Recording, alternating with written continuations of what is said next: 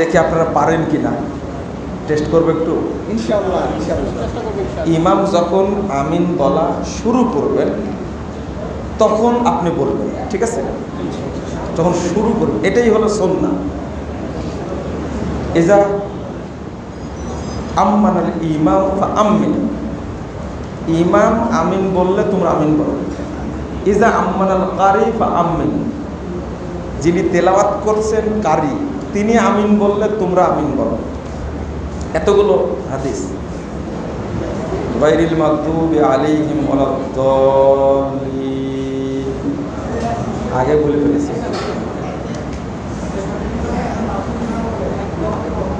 ওটা বলছি, ওটাও বলবো, ওটাও বলবো। আগেই বলবেন না, তাহলে প্রথমবার ফেল। প্রথমবার কি ফেল। গায়রিল মাগদুবি আলাইহিম ওয়ালাদ-দাল্লিন, আগে বলে ফেলেছি। দ্বিতীয়বারও ফেল। আমি বলার আগে যদি বলে ফেলেন কেউ, তাহলে ফেল। এটাই হলো প্রশিক্ষণ। গায়রিল মাগদুবি আলাইহিম ওয়ালাদ-দাল্লিন,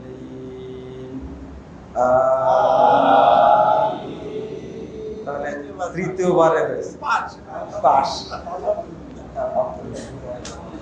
তাও পাস করেছেন তৃতীয়বারে হলেও।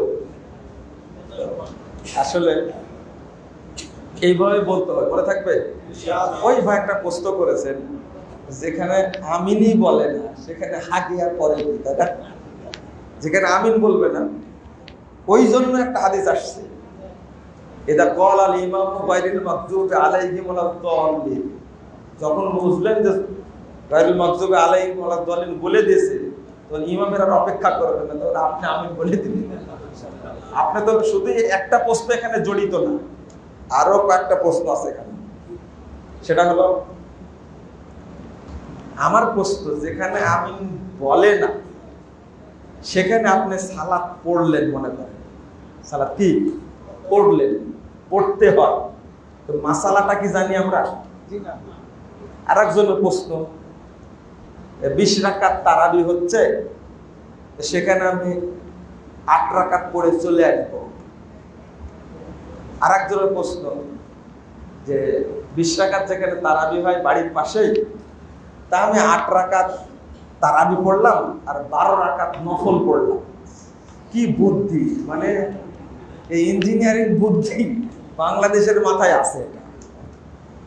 আর একজনের প্রশ্ন হলো যে আসরের সালাতের টাইম হচ্ছে 3:25-এ, 3:25, আর সালাত হয়তো 5:15, 5:30, 5:30 হচ্ছে মসজিদে। এখন আমি 5:30 পড়বো না 3:30 একা পড়ে দেব, তাই না? এইগুলোর প্রশ্ন আগে, এই 3টা 5টা 20 রাকাত 8 রাকাত 80 রাকাত এটা বাদ। এই প্রশ্নগুলো যে কারণে উত্থাপিত হচ্ছে, তাদের আকীদাটা কি বুঝলেন? তাদের আকীদা কি? নাম্বার 1, সব তো এইগুলোর প্রশ্ন সালাতের সাথে, তাই না? আমিন না বলা সালাতের সাথে, রফল এদের না করা সালাতের সাথে, 8 রাকাত 20 রাকাত সালাতের সাথে, 12 তাকবীর 6 তাকবীর কিসের সাথে? সব কিসের সাথে? সালাতে তারাহুয়া করা। হ্যাঁ, তো একটা প্রশ্নের উত্তর জানলে সব সমাধান হয়ে যাবে। সেটা হলো 3:30টায় আসর পড়বেন না, 5:30টায় পড়বেন। যেখানে যাচ্ছেন, যে ইমামের পিছনে পড়ছেন, তার আকীদাটা কি? তার আকীদা হলো নবী হায়াতুন নবী। হায়াতুন নবী, হায়াতুন মানে জিন্দা নবী, জিন্দা নবী, নূর নবী। আর একটা আকীদা আল্লাহ সর্বত্র বিরাজমান, আল্লাহ সর্বত্র বিরাজমান, আল্লাহ নিরাকার। সবার আকীদা এটা না, এটা তো ফাইনাল। আর যারা বেরলবি আছে তাদের আকীদা তো আরো পচা, মানে আল্লাহর মানুষের মধ্যে কোনো পার্থক্য নেই।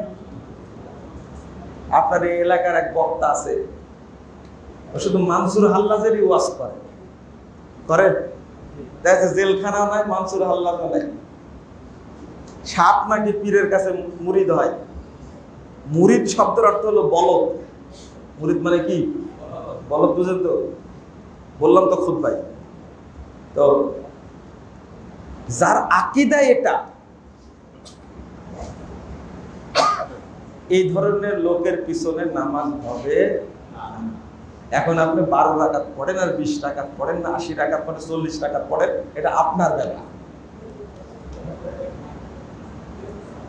ইমাম না, এখানে কোনো কানা ঘোষা আলোচনা বুদ্ধি কৌশল কিছু চলবে না, একবারে সোজা কথা।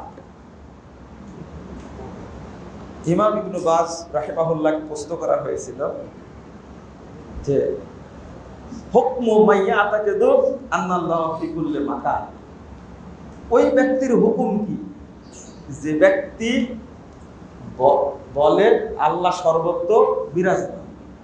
তিনি উত্তর দিচ্ছেন মাইয়াতাকিদু আন্নাল্লাহ ফি কুল্লি মাকান ফাহুয়া দাল্লুন মুদিল্লুন কাফিরুন। কিছু না বুঝলে তো একটা বুঝেছেন মনে হয় নাকি?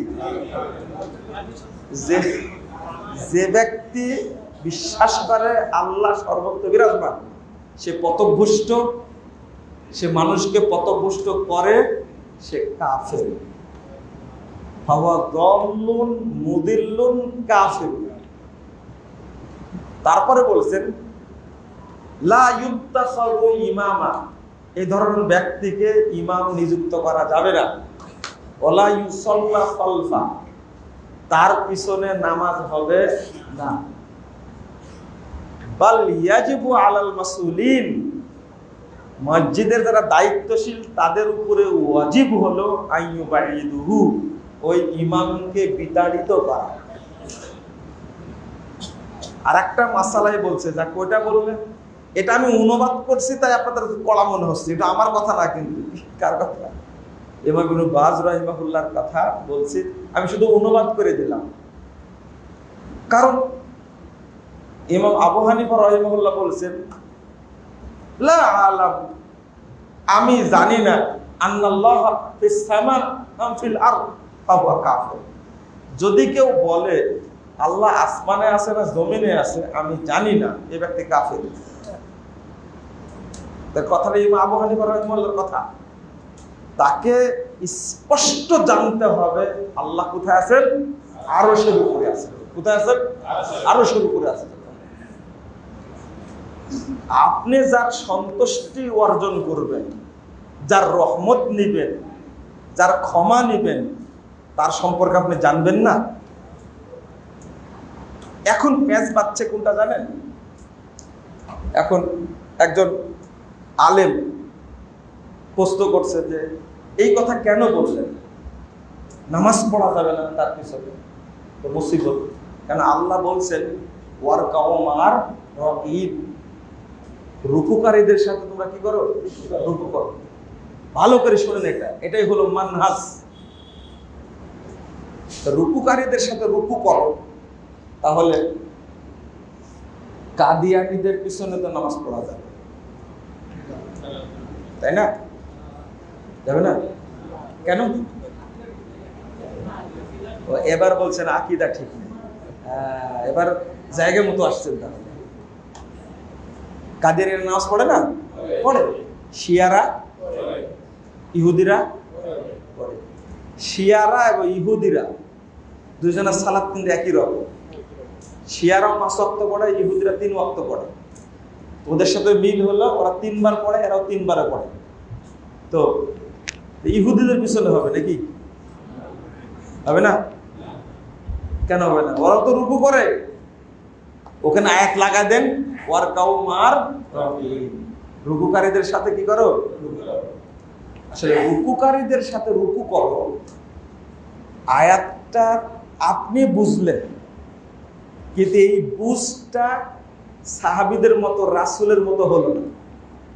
এই জন্য কোরআনের অনুবাদটা আপনার মতো করে করলে হবে না, করতে হবে কার মতো করে? রাসূলের মতো করে। কারণ আয়াতটা নাযিল হয়েছে কার উপরে? প্রথম আমল করেছেন কারা? সাহাবীরা। তাহলে তারাই ভালো বুঝছেন।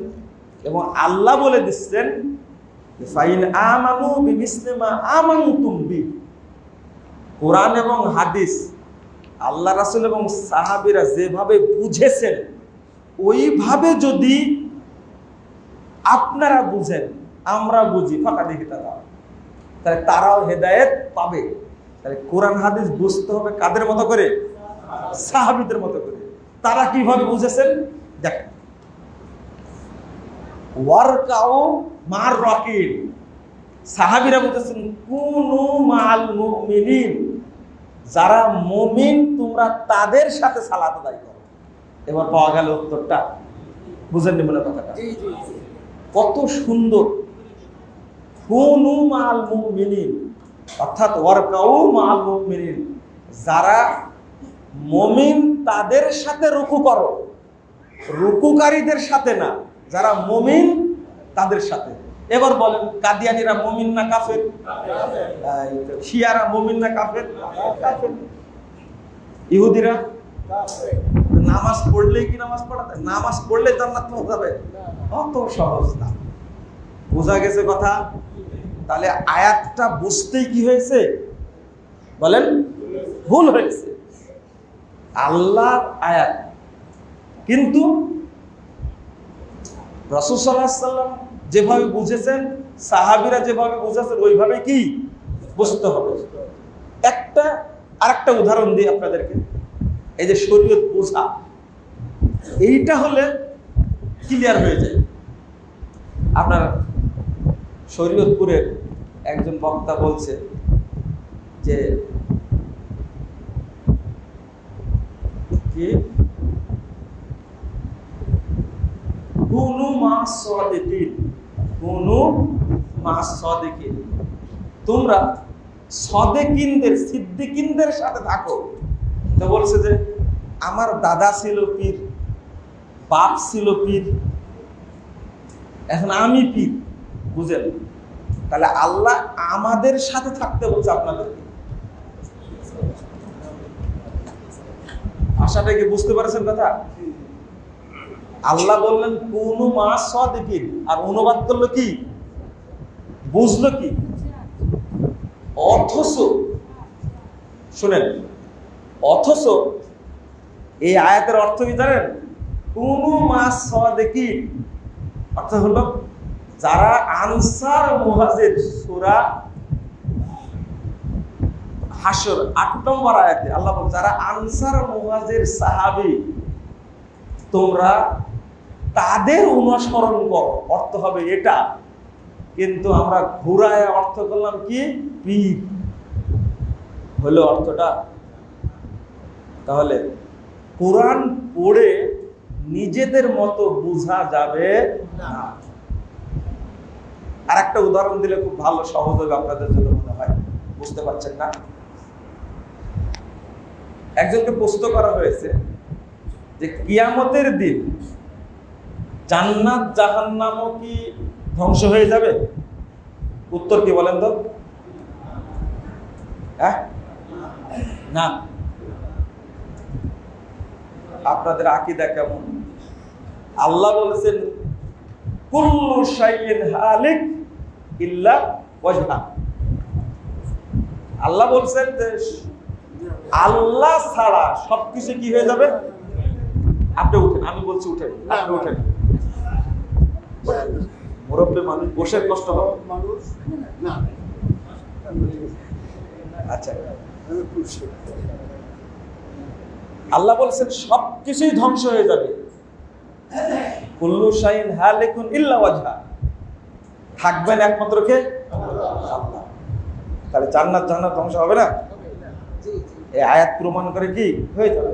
আল্লাহ বলছেন কুল্লু মান আলাইহা ফান ওয়া ইয়াবকা ওয়াজহু রাব্বিকা যুল জালালি ওয়াল ইকরাম।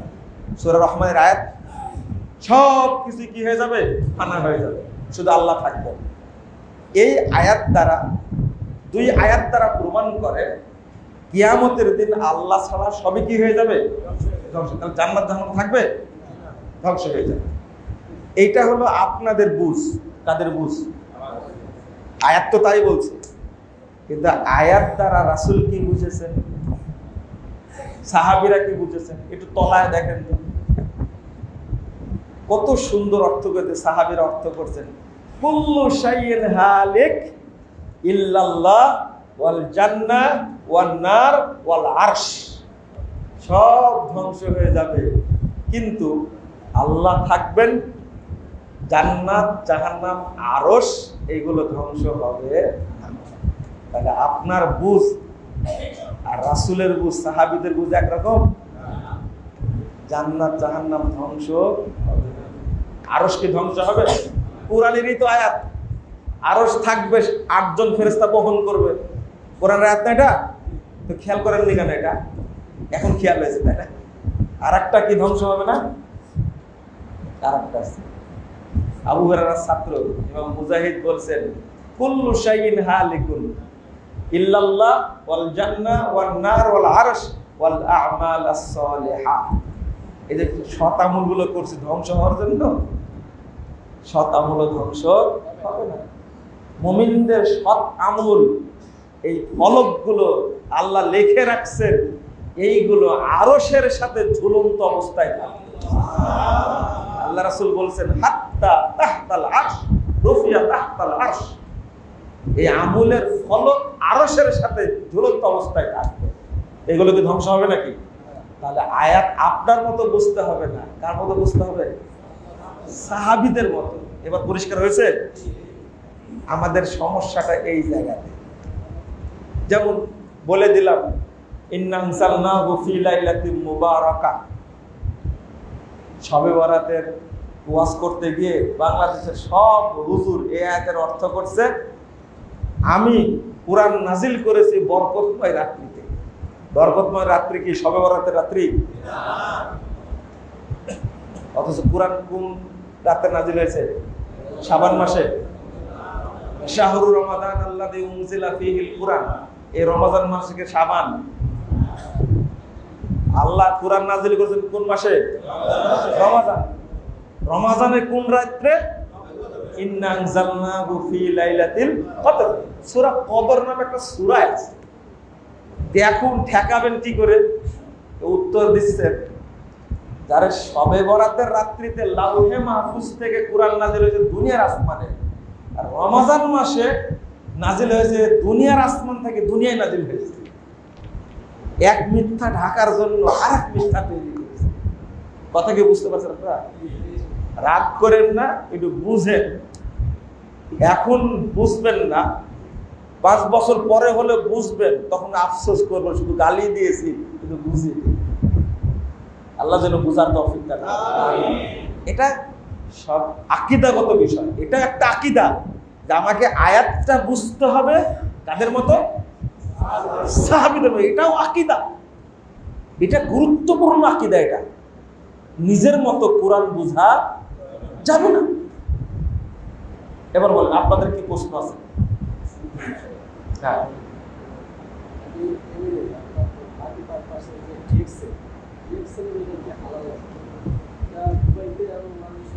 এমএলএ ব্যবসা করা যাবে না, এটা হারাম। এক কথা উত্তর শেষ।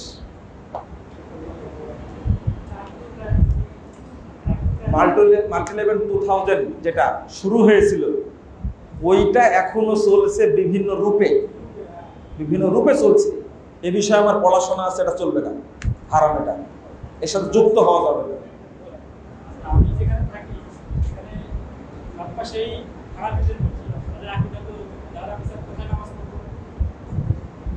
শুনে হাদিস,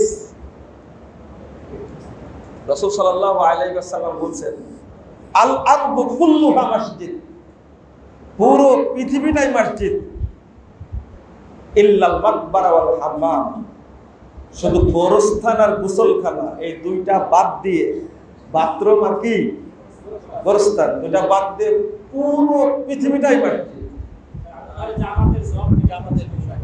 হ্যাঁ, ভালো কথা বলেছেন, জামাতে বলবেন তাই না? থামেন, জামাতটা বোঝায় আগে। আপনি মসজিদে আসছেন, জামাত হচ্ছে, আগে ওযু করবেন না জামাত ধরবেন? হ্যাঁ, ওযু করতে করতে জামাত হয়ে যাবে তো।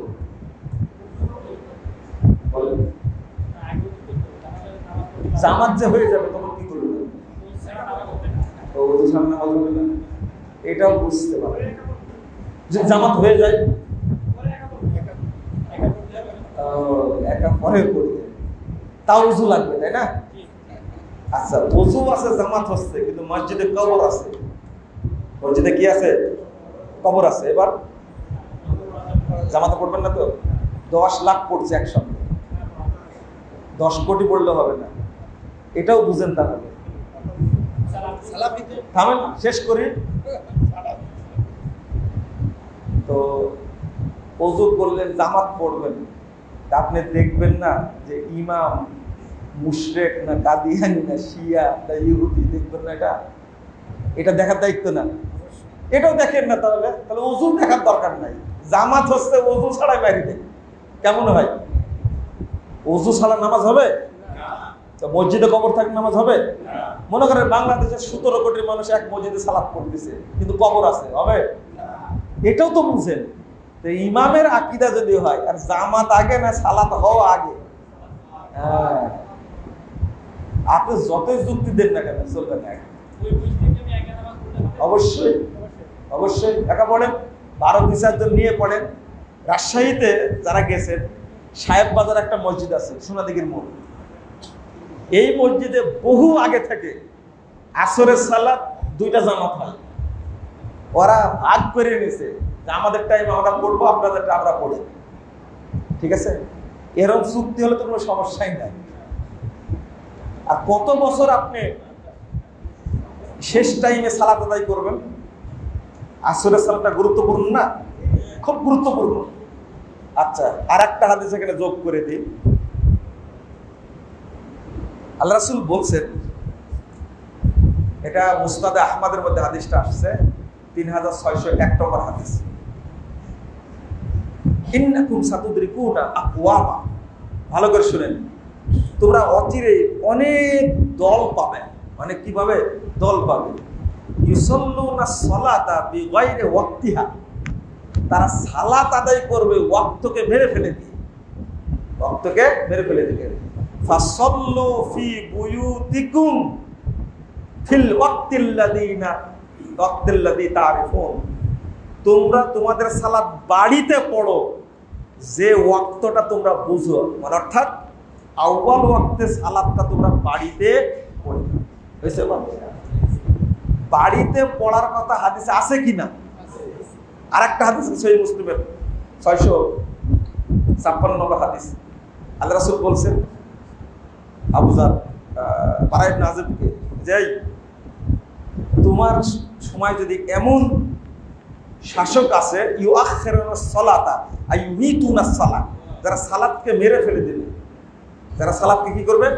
মেরে ফেলে দিবে, তখন কি করবো? তখন আল্লাহ রাসূলকে বলছেন উল্টা, ফামা তা'মুরনি, কি করতে হবে আপনি বলছেন আমাকে সেটা বলেন। আল্লাহ রাসূল বলেন, সাল্লিস সালাতা বিওয়াক্তিহা, তুমি ওয়াক্তের মধ্যে সালাতটা পড়ে দাও। ফাইদা আদরাকতা মাহুম ফাসাল্লি ফাইন্নাহা লাকা নাফিলা, এরপরে যে তাদেরকে জামাতে পাও তাহলে পড়ে দেও, তবে সেটা হবে তোমার জন্য নফল। আগে যেটা পড়েছো ওটা কি? ফরজ, সেটা হবে কি? নফল। আল্লাহ রাসূল সাল্লাল্লাহু আলাইহি ওয়াসাল্লাম বলছেন ওদের সাথে কখন পড়তে হবে? কখন পড়তে হবে?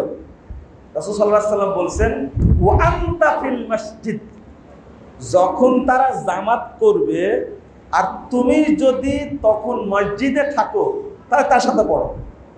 আর যদি তুমি ফাযহাব বিহাজাতিক, তুমি তোমার সালাত পড়ে চলে যাও, তোমার কাজে চলে যাও। ওয়াইন আদরাকতা ওয়া আনতা ফিল মসজিদ, আর মসজিদে থাকাকালীন যদি তারা জামাত করে তাহলে তাদের জামাতে তুমি কি হও? শরীক হও। আর তুমি যদি নিজের কাজে যদি চলে যাও তাহলে আর জামাতে আসা লাগবে না। কি বুঝলেন? এটা হাদিসের অনুবাদ সরাসরি সহিহ মুসলিমের হাদিস, আহমদের হাদিস বললাম। এটা অনেকে এই হাদিসগুলো জানে না বলে পেঁচ লাগায়।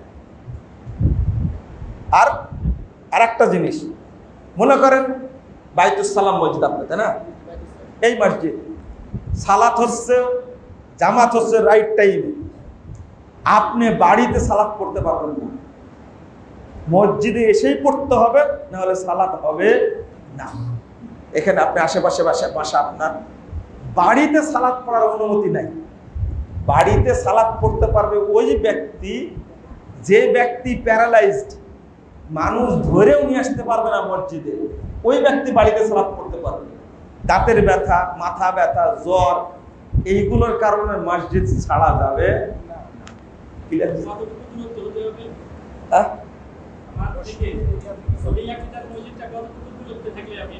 এইটা প্রশ্নটা করে আপনি বিপদে পড়লেন, বিপদে পড়লেন। আপনি যদি মসজিদে এসে সালাত পড়তে পারেন, গাড়ি আছে, মোটরসাইকেল আছে, বাড়িতে সালাত হবে না। বললাম হবে না। এখন বলে আমি অসুস্থ। অসুস্থ কে জানেন? যে কথাটা বললাম, ইমাম বুখারী একটা অধ্যায় নিয়ে আসছে। আপনি বলেন যে অসুস্থ বলতে কোন অসুস্থ? বাবু হাদ্দিল মারিজ, অসুস্থতার সীমা। অসুস্থতার কি? যে হাদিসটা নিয়ে আসছে সেটা হলো, যে ব্যক্তি দুইজনের কাঁধে ভর করে মসজিদে আসতে পারে, এই ব্যক্তি অসুস্থ না। এই হাদিসটা তো আপনারা জানেন, 791 নম্বর হাদিস, ইবনে মাজার মধ্যে এসেছে। অন্ধ সাহাবী আব্দুল্লাহ ইবনে উম্মে মাকতুম রাদিয়াল্লাহু আনহু, তিনি আল্লাহ রাসূলের কাছে এসে বলছেন, ভালো করে শুনেন, আনা রাজুলুন আমা, রাসূল আমি তো অন্ধ মানুষ, ওয়া লাইসা লি কায়দুন ইয়াকুদুনি ইলা মসজিদ, আর আমাকে মসজিদে নিয়ে আসবে ধরে এরকম কোন লোক আমার নাই। হাল তাজিদুলি রুকসাতান, আপনি আমার জন্য কি ছাড় পাবেন? একটু আল্লাহর কাছ থেকে ছাড় পাবেন? বুঝলেন ভাষাটা কিভাবে বলছেন, কত সুন্দর করে বুঝায় বলছেন। আমি অন্ধ মানুষ, দুই চোখে দেখি না, আর আমাকে মসজিদে কেউ নিয়ে আসবে ধরে এরকম কোন লোক আমার নাই। তা আপনি কি আমার জন্য আল্লাহর কাছ থেকে ছাড় পাবেন? হাল তাজিদুলি রুকসাতান। তো আল্লাহ রাসূল বলছেন, হাল তাসমাউন নিদা, তুমি কি আজান শুনতে পাও? যে না, আজান তো শুনতে পাই। তো বলছে, মা আজিদুলাকা রুকসাতান, তোমার জন্য আল্লাহর কাছে আমি কোনো ছাড় পেলাম না। এই হাদিসের কি ভুল করবেন আপনি? আপনি বলবেন এটা কোনো বিবেকের কথা হলো? বলবেন না এটা বিবেকের কথা হলো? লোকটা অন্ধ, আর তাকে মসজিদে নিয়ে আসার কেউ নাই, আবার বলছে ছাড়ও নাই, এটা হলো তাই না? এর বিধানটা কার? আল্লাহ। আল্লাহ। তো আপনি ব্যাখ্যা দিবেন কি? ওই বাড়ি থেকে মসজিদ পর্যন্ত দড়ি টাঙ্গায় দিতে হবে। আচ্ছা, এই লোকটা যখন ছাড় পায়নি মসজিদ থেকে, এখানে কেউ আসেন এরকম ছাড়? মসজিদে যে পড়ে না তার সালাত হয় না, মসজিদে যে নামাজ পড়ে না তার সালাত হয় না, মসজিদে যে সালাত পড়ে না সে মুনাফিক, মসজিদে যে সালাত পড়ে না সে কি? মুনাফিক। একবারে সরাসরি সোজা কথা, এখানে আঁকা বাঁকার কিছু নেই। বোঝা গেছে? আর পায় না এই পর্যন্ত থাকে। আর কোন এই যে যুবক ছেলে, আপনি বলেন আপনার দাড়ি নাই, শোনেন এবার দাড়ি নাই, প্রশ্নের উত্তর দিলে মনে দাড়ি রাখবে, বলেন।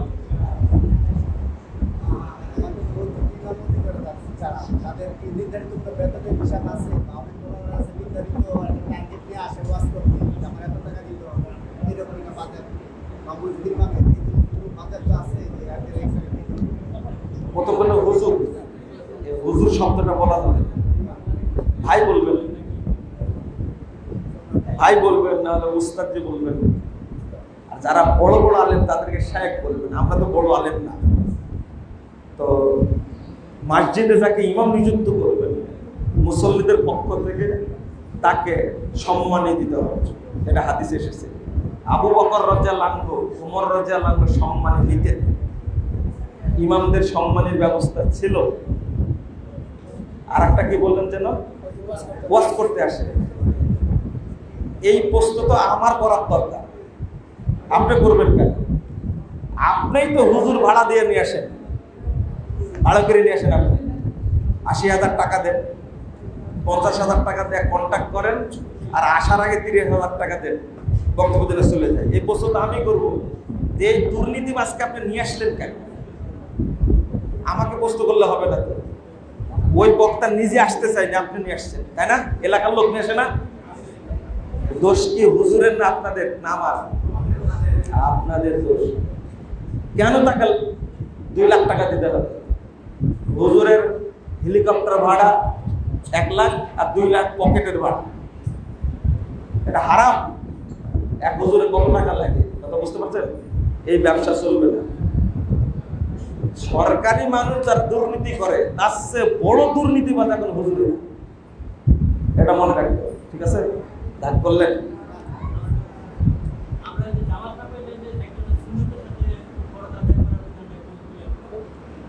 হ্যাঁ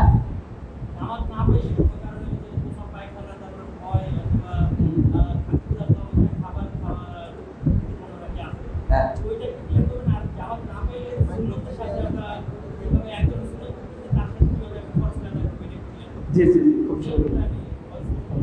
আচ্ছা,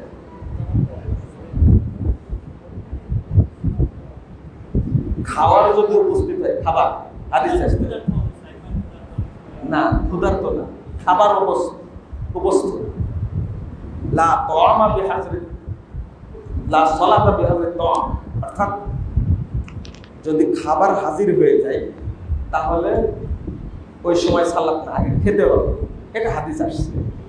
ক্ষুধার কথা আসে, খাবার হাজির হয়েছে আর খাবারটা খেয়ে নিতে হবে। আর একটা যে জামাত আগে হয়ে গেছে, এরপরে কেউ সুন্নাত পড়ছে, হাদিসে আসছে নফল বা সুন্নাত যে পড়ছে তার পিছনে ফরজ সালাত হবে। যেমন ওই যে মুয়াজ বিন জাবাল রাদিয়াল্লাহু আনহু, তিনি আল্লাহ রাসূলের পিছনে এশা পড়তেন, পড়ে তার কওমের কাছে গিয়ে কি করতেন, আবার এশা পড়াতেন। এই হাদিসটা তার দলিল। যদি কেউ সুন্নাত পড়ে, যেমন তারাবি পড়ছে কিন্তু একজন লোক জামাত পায়নি, ওই তারাবির সাথে শরীক হবে, 2 রাকাত পড়া যখন শেষ হয়ে যাবে তখন সালাম ফিরে দেবে, তিনি সালাম পূরণ করে দেবেন, ঠিক আছে? কোনো সমস্যা নেই। সালাম আমরা একটু শেষ করে দিই। আমার একটা প্রশ্ন আছে, আর একটা শেষ করে আচ্ছা প্লিজ সম্মানিত উপস্থিতি, দেখুন সম্মানিত সাহেব বহুদূর থেকে এসেছেন, সেই সকাল ফজর পর থেকে ওনার সফর শুরু হয়েছে, এরপরে আরও কিছু প্রোগ্রাম আছে, তো সাইকেল একটু আরাম বিশ্রামের প্রয়োজন আছে। তো সেজন্য আমরা আমার ব্যক্তিগত আমার একটা প্রশ্ন আছে, এছাড়া আর আমরা 2টা প্রশ্ন নিব, মোট 3টা প্রশ্ন নিব, ঠিক আছে? আমি তো কিছু মনে করবেন না, আমি একটা প্রশ্ন শিখতে করছি, এরপর সে 2টা প্রশ্ন সে নিজে নেবেন, আপনাদের যারটা খুশি। সে আমার একটা প্রশ্ন হলো যে আমরা জানি যে আমাদের যে জুমার যে নামাজ যে 2 রাকাত করা হয়েছে সেটা হচ্ছে খুতবা শোনার জন্য, খুতবাটা গুরুত্ব দেওয়ার জন্য। কিন্তু এখন আবার খুতবা চললে আইসা যদি আমাদের খুতবা শুরু হয়েছে, আমরা 2 রাকাত নামাজ পড়ার অনুমতি আছে, কিন্তু এই যে সুযোগটা নিয়ে যে আমরা সারা জীবন ওই খুতবার দেরি করে আসি, খুতবার মাঝখানে নামাজ পড়ি, সারা জীবনে এই আমলটা করতেছি। যেমন এই মসজিদের কথাই বলি, এই মসজিদে এরকম হয় যে ফুটবল চলতেছে আর এখানে আমাদের কিছু সৈয়াকিদের বাইরে যারা সৈয়াকিদের বুঝে, তারা ওই হাদিসটা বুঝে খুতবার মাঝখানে নামাজ পড়া যাবে। এই সারা জীবন আইসা ওই আপনার ওই খুতবার পরে আসে, আইসা 2 রাকাত নামাজ পড়ে, মানে এখানে খুতবা এবং নামাজ একসাথে চলতে থাকে। এত বোঝানো লাগবে না, এগুলো আমরা খতিব আমরা বেশি বুঝি আপনাদের চেয়ে, তাই না? খুতবা তো আমরা দিই। শুনেন, যারা এই মার্কা মুসল্লি তাদের কিন্তু খবর আছে, এটা করা যাবে না। 1010 নম্বর হাদিস সহিহ মুসলিম এসেছে, রাসূল সাল্লাল্লাহু আলাইহি ওয়াসাল্লাম বলেছেন, লা ইয়াযালু কওমুন ইয়াতাআখারু আনিস সাফিল আউয়াল হাত্তা ইউআখিরাহুমুল্লাহু ফিন নার। এক শ্রেণীর লোক দেখবে তারা সব সময় প্রথম কাতারের পিছনে থাকে। প্রথম কাতার খেয়াল করেছেন? মানে ও সবসময় পিছনের কাতারে থাকবে, প্রথম কাতারে অংশগ্রহণ করতে পারে না। হাত্তা ইউআখিরাহুমুল্লাহু ফিন নার, অবশেষে ওই পিছনে থাকতে থাকতে আল্লাহ ওদেরকে জাহান্নামে দিবে। নামাজও পড়েন, মসজিদেও পড়েন, জামাতেও পড়েন, অভ্যাস কি? শেষে আসা। এরা হলো মুনাফিক। এরা কি? মুনাফিক। এটা করা যাবে না। যে ব্যক্তি মনে করবে যে প্রতি জুমাতেই আমি আসি এবং প্রথম কাতার তো পাই না, শেষ কাতারে থাকি। তা আপনাকে কেউ মুনাফেক বলুক আর না বলুক, আপনি নিজে মনে করলেই হবে আমি একটা মুনাফেক। এই হাদিস প্রমাণ করা। কথা বোঝা গেছে? অতএব সাবধান, এই কাজ করবেন না। কেউ হাত তুলবেন না, আমি যাকে বলবো সে করবো। ওই যে বাচ্চা নিয়ে আছে, কি প্রস্তাব না?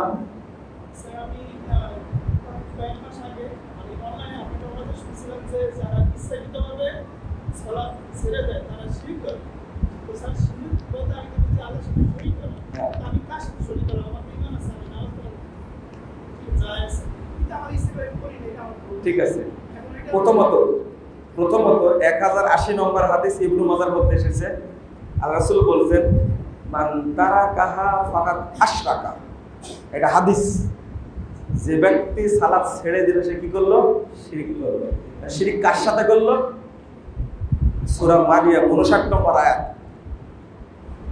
ফাখালাফা মিন বাদিহিম খালফুন আদাউস সালাত ওয়াত্তাবাউশ শাহওয়াত ফাসাউফা ওয়াত্তাবাউশ শাহওয়াত।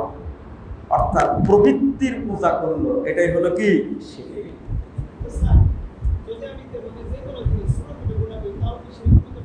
হ্যাঁ না, এটা শিরক হবে কেন? সালাত চলছে, আজান হয়ে গেছে, এখন আপনার মন মোতাবেক কাজ করছে, এটা শিরক। প্রবৃত্তির পূজা বলেন।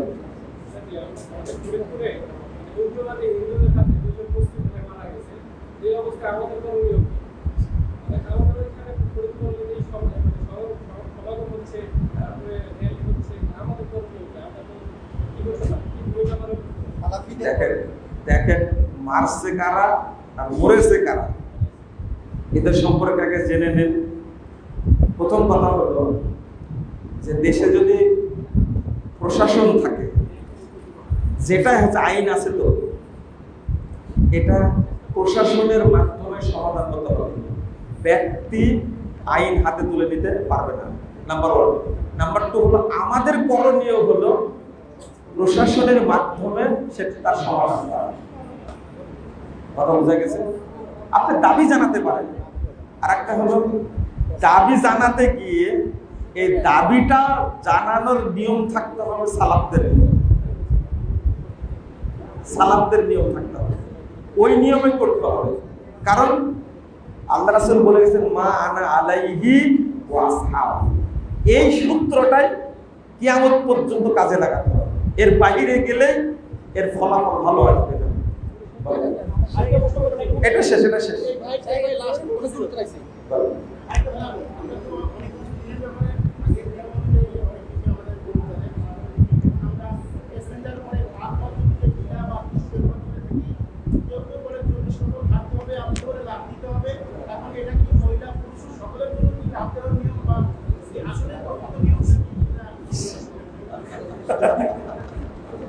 যে প্রশ্ন করলেন আপনি, প্রথম কথা হলো পানি থাকলে, পানি যদি থাকে, ঢেলা, টিস্যু, 40 কদম, লাফালাফি, হাঁটাহাঁটি, লেফট রাইট, এগুলো কোনোটাই চলবে না। এটা বেদাত, বেহায়াপনা। আর আপনি তো বলতেছেন নারী পুরুষ সবার জন্য দেখি না, যেখানে পানি ছাড়া কোনো কিছুই চলবে না।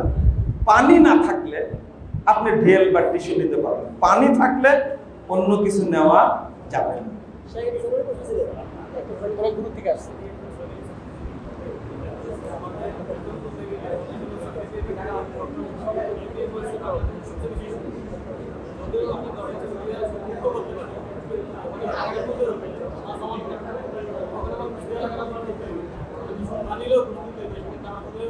আচ্ছা, ভালো প্রশ্ন করেছে। চাকরি করতে গেলে আপনার 3টা টাকা আসে, কয়টা? 3টা। একটা হলো সরকারের পক্ষ থেকে একটা অনুদান, আর একটা আপনার আসল টাকা, আর একটা সুদ। আপনি সুদটা নিতে পারবেন না, তুলবেন, ওই টাকাটা নিয়ে জনকল্যাণে ব্যয় করে দেবেন। এটা আপনার খাওয়া যাবে না, ওই টাকা দিয়ে হজ করা যাবে না।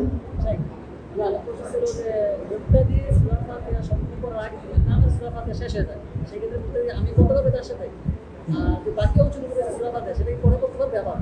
জি, যদি বুঝতে পারে যে আমার সূরা ফাতিহা পড়ার আগে ইমাম শেষ করবে, তাহলে আগে শেষ করবে, আগে আমিন বলে নিবে, তারপরে সূরা ফাতিহা পড়া শুরু করবে। বাকিটুকু বলতে হবে। জি, বাকিটুকু না, শুরু থেকে আবার পুরোটাই শুরু থেকে।